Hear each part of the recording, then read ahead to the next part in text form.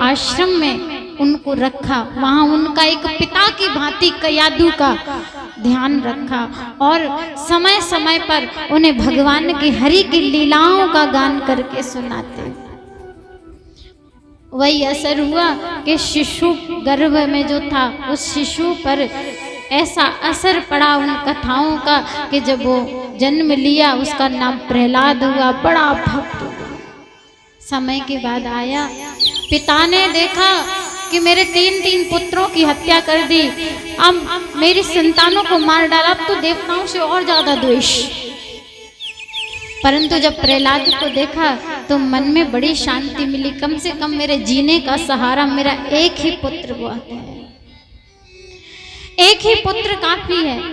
अपने बालक को बड़ा प्रेम किया। थोड़े बड़े प्रहलाद हुए तो उन्हें भेज दिया गुरुकुल में पढ़ने के लिए। गुरुकुल गए, वहां पर गुरुजी क्या सिखाते हैं, क्या पढ़ाई कराते हैं? अब दैत्यों की पढ़ाई है, कैसे मारना है, कैसे छल करना है, कैसे कपट करना है, ये दैत्यों की पढ़ाई है।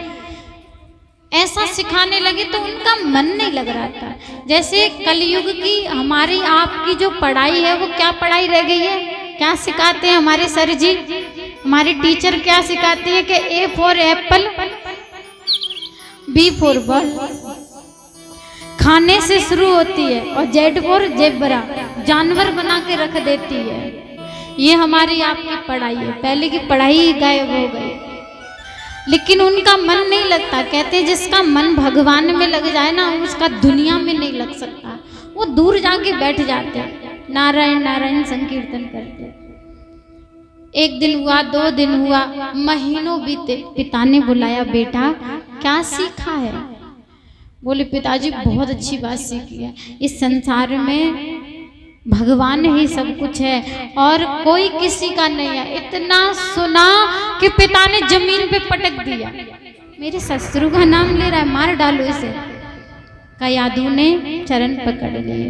बालक है, गलती किससे नहीं होती संसार में, सबसे होती है। एक बार मौका सबको दिया जाता है सुधरने का, इसलिए बालक है, एक मौका और दीजिए। बोले ठीक है, आप कह रही हो तो मैं छोड़ देता हूँ। फिर से भेज दिया। वहां गए तो जो गुरु पुत्र थे, शुक्राचार्य जी महाराज के जो पुत्र थे संड अमर्क, उन्होंने नाना प्रकार से उन्हें भय दिखाया। देखो उनका नाम मत लो, वरना तुम्हारे पिताजी तुम्हारे साथ साथ हमें भी खत्म कर देंगे। बोले जो भय के कारण छोड़ी जाए ना, वो भक्ति ही कैसी, भक्ति नहीं छोड़ सकता। कुछ समय बीता तो राजा ने देखा कि अपने पुत्र को बुलाऊं, क्या सीखा है। बुलाया पुत्र को, फिर उससे पूछा, बता बेटा अब क्या सीखा है? बोले पिताजी बहुत अच्छी बात सीखे। क्या? कि श्रवणम कीर्तनम विष्णु स्मरणम पादुसेवनम अर्चनम वंदनम दास सख्य आत्मनिवेदनम।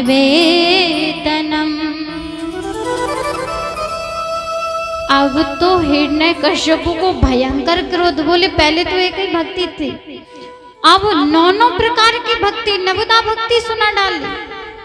और भक्ति में सबसे पहला लक्षण क्या है कि श्रवणम, यानी कि भगवान की कथाओं को सुनना। श्रवणम, फिर कीर्तनम, फिर उसका कीर्तन करना। श्रवणम कीर्तनम विष्णु स्मरणम पादुसेवनम अर्चनम वंदनम दास सख्य आत्म निवेदनम। ये 9 प्रकार की भक्ति के लक्षण है, ये बताए उन्होंने। अब तो कहा ले जाओ और इसे मार डालो। ले जा करके एक हाथी था, उसके पैरों के नीचे कुचलवाया गया, परंतु कुछ नहीं बिगड़ा। गिर से ऊंचे पर्वत से खाई में गिराया पर कुछ नहीं बिगाड़ पाया। ऐसे भक्त प्रहलाद।